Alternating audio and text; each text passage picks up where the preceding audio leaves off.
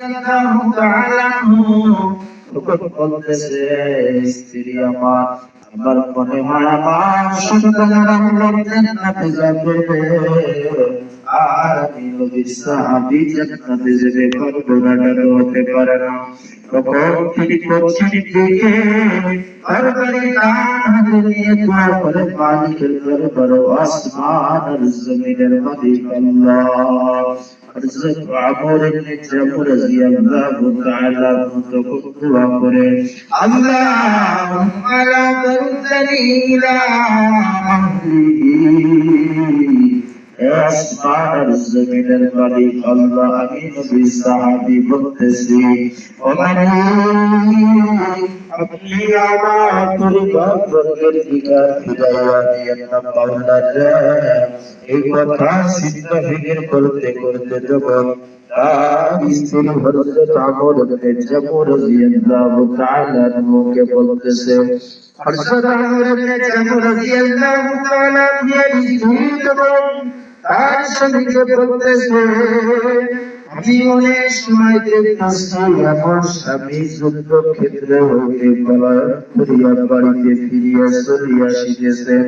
আল্লাহ নবীর সাহাবী আমর ইবনে জামুহ রাদিয়াল্লাহু তাআলা তখন বলতেছে, আল্লাহ নবীর সাহাবী তখন বলতেছে, এটা কত বড় খারাপ কথা রে। আমি নবীর সাহাবী যুদ্ধ ক্ষেত্রে হইতে পলায়ন করিয়া ফিরিয়া আসিতেছি, এটা কত বড় খারাপ কথা।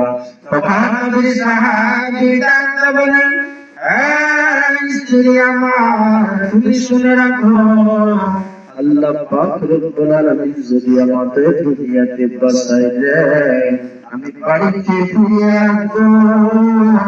আর যদি আমাকে দুনিয়ার জমিনে না বাঁচায়, ওই উহুদের যুদ্ধের ময়দানে শাহাদাত বরণ করব। এই কথা চিন্তা ফিকির করতে করতে তখন আমর ইবনে জামুহ রাদিয়াল্লাহু তাআলা ঘর থেকে বের হয়ে গেলেন।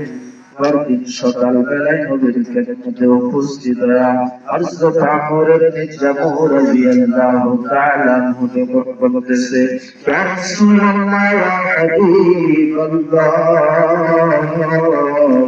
ও নবী, আমার মনের আকাঙ্ক্ষা হয়, তামান্না হয়, ইহুদের যুদ্ধের ময়দানে যদি জীবনটাকে যদি শাহাদাত বরণ করে, ইহুদের ময়দানে যদি আমি শাহাদাত বরণ করতে পারতাম, মনের আকাঙ্ক্ষা একটা তামান্না।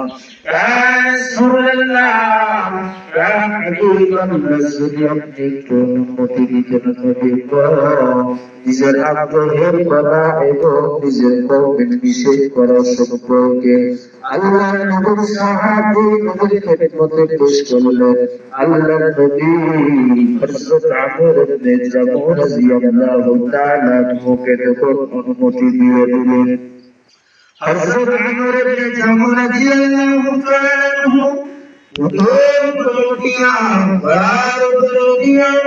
মুফাসসিরিন کرام ব্যাখ্যা করে, ঘোড়ার উপরে উঠিয়া আল্লাহর নবীর সাহাবী যুদ্ধের দিকে দৌড়ায়। উহুদের যুদ্ধের ময়দান আর করতে দেখে আসমান আর জমিনের মালিক আল্লাহ।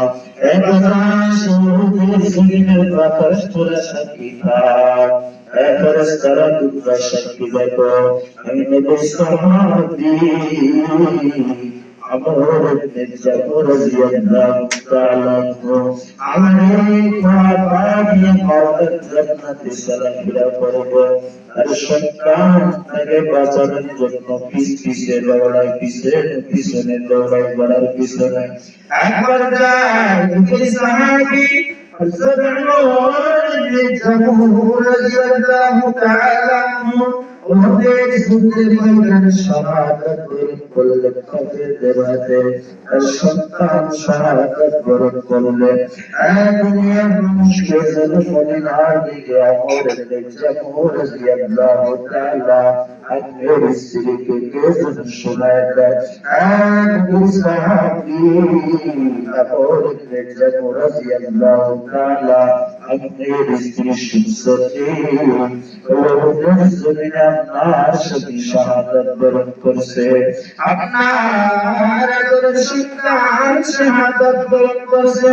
তখন আমার জানু রাদিয়াল্লাহু তাআলা আপনার স্ত্রী অতি দ্রুত করে ওদের যুদ্ধের ময়দানের দিকে দৌড়ায় দুনিয়ার সঙ্গে